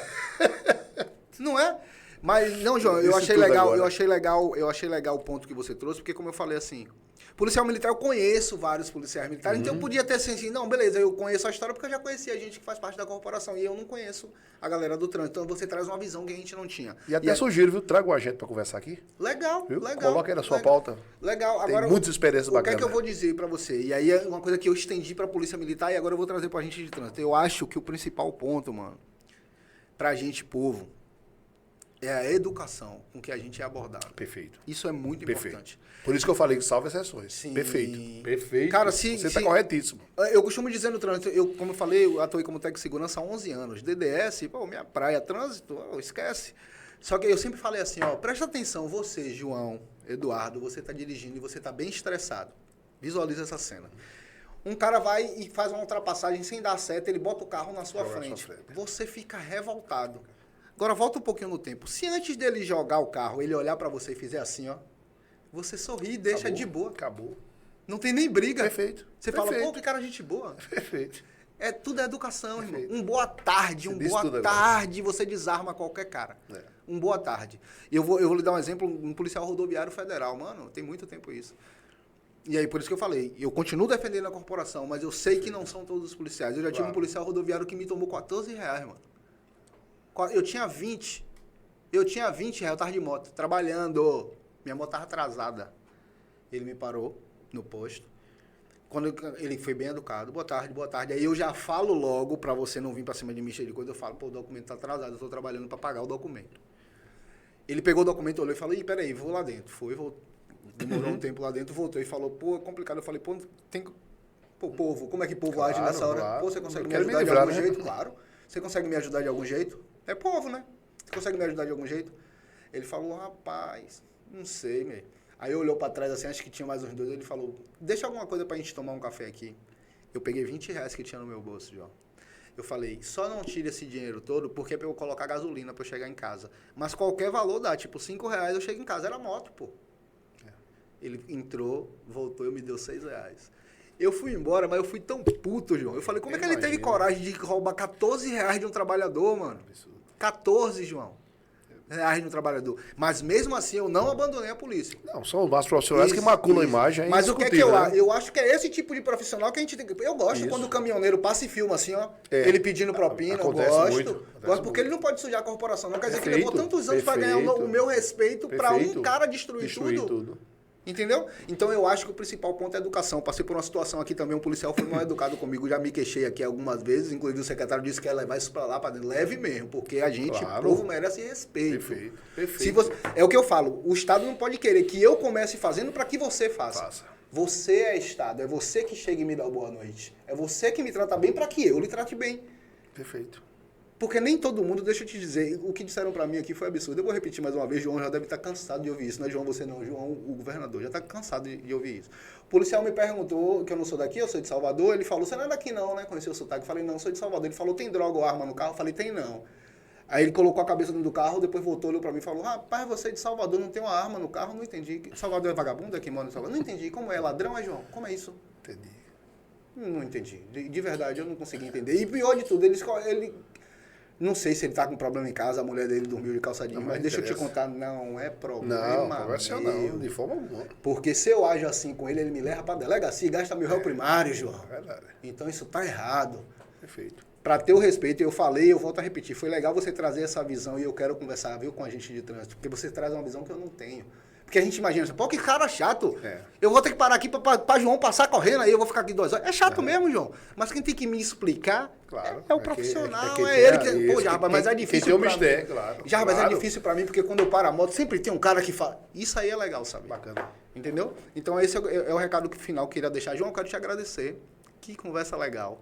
Parabéns pelo trabalho, pelo negócio lá dentro da comunidade. É projeto aí que fala... João? É o Instituto. Instituto. Instituto Vem Cuidar de Mim. O Vem Cuidar de Mim, que está funcionando dentro da comunidade do... Timbó. Do Timbó. Parabéns pelo projeto. E assim, a galera que está assistindo aí, além de governo do estado, além de prefeitura, você, iniciativa privada, quer ajudar. Tem gente precisando, pô. Entre em contato com o João e ajuda. Assim, ó, se você tem a possibilidade de ajudar, você tem a obrigação de ajudar. É assim que eu penso, João. Perfeito. Eu vou disponibilizar a câmera para você. Eu quero que você deixe a rede social para a galera acompanhar esse trabalho, porque é um trabalho importante que é legal as pessoas saberem como é que funciona, quem é que está precisando. Às vezes, João, deixa eu lhe dizer, até a galera que está em casa diz assim, pô, tem R$10, eu vou comprar uma carteira de cigarro. Eu quero saber, eu vou parar de fumar, que essa merda me faz mal. Eu vou ajudar o João, que tem uma criança lá que está precisando disso aí. Perfeito. Entendeu? Então fica à vontade, a câmera é sua aí. Jarbas, só primeiramente agradecer, né? Fiquei muito feliz, como eu falei, né? Depois de conhecer o Pequeno Camaleão, aí entrei, naveguei, achei fantástico. Esse seu jeito realmente encanta a gente, né? Obrigado. E você, como você fala, né? Eu não sou entrevistador, não. Eu bato papo. Troco ideia. Troco ideias. Aí realmente foi isso que eu vivi aqui, fantástico, cara. Tive a oportunidade de falar para todo mundo aí um pouquinho da minha história no trânsito, da minha história profissional e da minha história também social, né? E contar um pouquinho da minha mamá, né? Eu sempre me emociono muito falando dessa história, porque isso foi um marco na minha vida. E para dizer a vocês, eu vivi um milagre, eu vi um milagre. Então Deus fez um milagre na minha vida e eu preciso multiplicar esse milagre para as pessoas. Então segue lá, o Instituto Vem Cuidar de Mim, @Instituto Vem Cuidar de Mim, tá? E o meu, @João Eduardo JP. Segue lá, gente. E eu gosto de dizer muito, sabe, Jarbas? Muito gosto de dizer isso. Não se preocupe apenas em querer ajudar, mandando um pix ou mandando dinheiro. Vá conhecer. As crianças precisam do seu abraço, da sua acolhida, da sua presença lá. Então, vá conhecer. Temos aulas todos os dias, de segunda a sexta, de manhã e de tarde. Vá, procura para a gente mandar o endereço bem certinho através do nosso Instagram, do direct, para que você possa fazer essa visita, conhecer. Se você entender que deve ajudar, seja financeiramente, seja com seus dons, é importante isso. Você que tem um dom, você tem um dom de tocar, de ensinar, de ser professor, tira um horáriozinho e vai lá trocar essa ideia com as crianças, ajudar essas crianças, porque nós podemos sim, juntos construir um grande futuro para elas. E aí eu conto com vocês para isso. Legal, João. Obrigado pela presença aqui de novo. Você que acompanhou a gente até aqui, não esquece de se inscrever no canal não. Ativa o sininho também para ficar ligado toda vez que sair vídeo novo. A gente tem vídeo toda terça e toda quinta às 8h30. É isso aí. Mais uma vez, obrigado pela presença. Mamá, um beijo. Estou te esperando aqui. Jesus te abençoe e até o próximo vídeo. Tamo junto.